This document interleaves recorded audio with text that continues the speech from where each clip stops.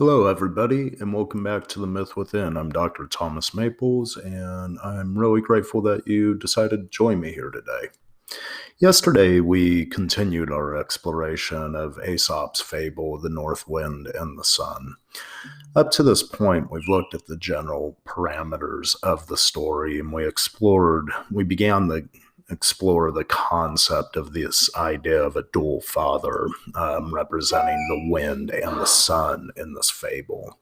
And yesterday's exploration of the negative polarities of this archetypal force, the wind, as it relates to spirit and pushing development to hold on to the foundation that brought it to where it is now, was really at the depths of this concept of the wind. The wind tore at the traveler's cloak and he held on to that foundation.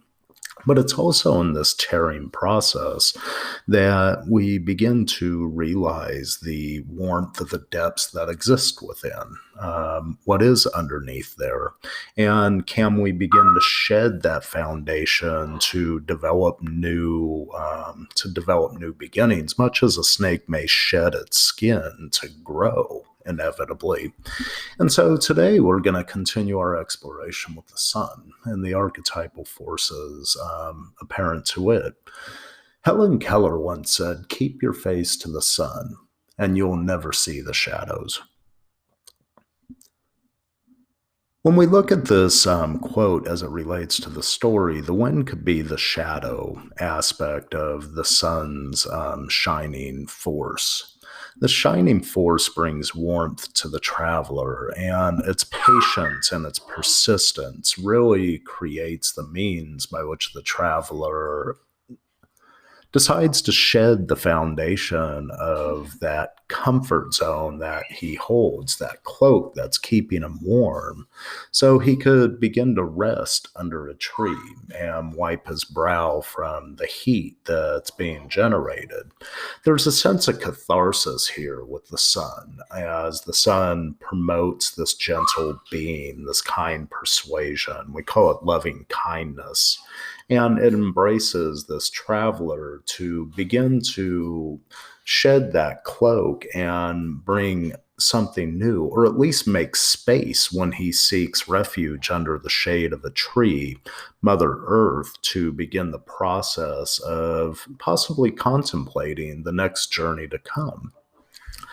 There's a battle present in this story. And really, when we look at the shadows of the soul, the shadows of the psyche, there's always a battle present. As Carl Jung said, we make deals with the psyche, and the winds will whip us about. These are psychological currents, psychological winds that push and pull. They ebb and they flow, and they keep us really attuned to the growing friction of our internal being. This idea of a larger self-construct as it relates to our smaller self-construct, or that person we present to the world. And as the sun begins to shine, we begin to feel comfort in letting aspects of that go, and knowing that there may be this comforting father on the other side.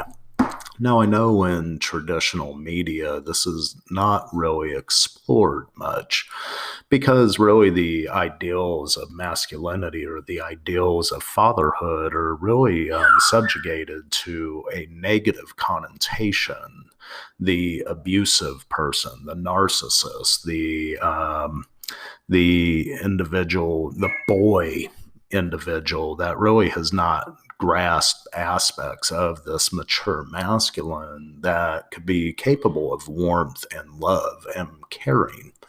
And so, as Helen Keller says, keep your face to the sun and you'll never see the shadows. The sun in this case really is that masculine warmth that allows us to feel confidence and well-being and our willingness to persevere and attain the life of our dreams.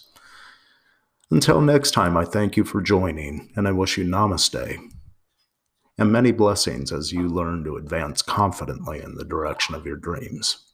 Thank you.